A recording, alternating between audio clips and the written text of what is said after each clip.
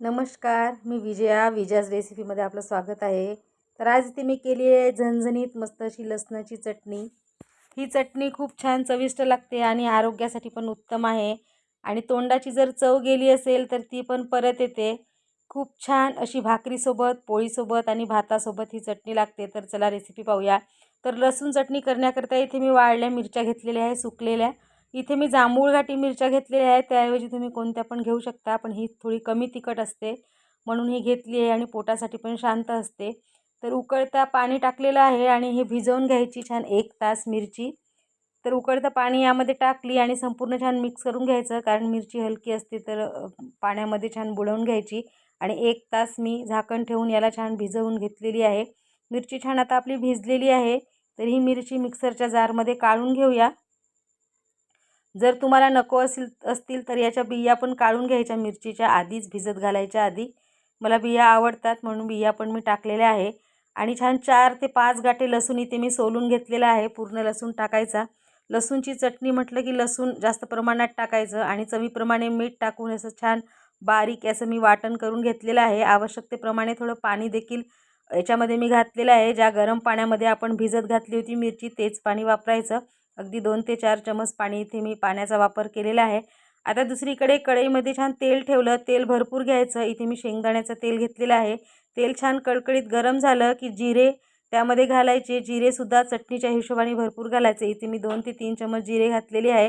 जिरे छान तळतळले की आपण जी चटणी वाटून घेतली ती टाकायची तेलावर आणि छान परतून घ्यायची।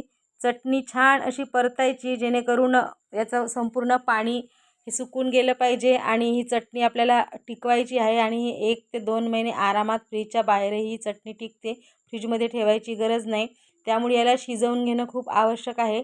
तर छान अशी चटणी मस्तपैकी परतून घ्यायची। इथे मी 5 मिनिट ही चटणी परतलेली आहे। जितकी जास्त चटणी परतली तितकी छान अशी चव येते आणि संपूर्ण तेल सुटतपर्यंत ही चटणी छान परतून घ्यायची। तर ही रेसिपी तुम्हाला कशी वाटली नक्की मला कमेंट करून सांगा आणि रेसिपी जर आवडली असेल तर नक्कीच माझ्या व्हिडिओला लाईक करा आणि इतरांसोबत शेअर करा आणि अशाच नवनवीन व्हिडिओज पाहण्याकरिता माझ्या यूट्यूब पेजला सबस्क्राईब करा, विजयाज रेसिपीज या, आणि फेसबुक पेजला फॉलो करा। तर पाहू शकता किती छान चटणी ही झालेली आहे। खूप छान चविष्ट ही चटणी लागते आणि पावसाळ्याच्या दिवसामध्ये लसणामध्ये रोगप्रतिकारक शक्ती जास्त प्रमाणात असते आणि गरम देखील असतो लसूण, म्हणून ही चटणी करून ठेवायची आणि रोजच्या जेवणामध्ये ही खायची। खूप छान चविष्ट चटणी लागते। तुम्हीही कराल तर तुम्हीही म्हणाल की हो विजयाताई खूप छान चटणी लागते। तर ही चटणी तयार झालेली आहे आणि भाकरीसोबत मी खाल्लेली आहे। मस्त वाटत होती। मला असं अगदी थांबवत नव्हतं। पहिल्याच दिवशी मी खूप खाल्ली, तसं दुसऱ्या दिवशीपासून थोडा तिखटपणा याचा कमी होतो। पहिल्या दिवशी थोडी तिखट लागते। ही चटणी आणि भाकर मस्तपैकी माझं जेवण झालं। तर तुम्ही पण अशा पद्धतीने लसूणची चटणी करा, खा आणि मला सांगा ही तुम्हाला रेसिपी कशी वाटली। ही चटणी तुम्हाला आवडली का? मस्त खा आणि स्वस्त रहा। पुन्हा भेटू अशाच एका नवीन व्हिडिओसोबत। तोपर्यंत बाय बाय।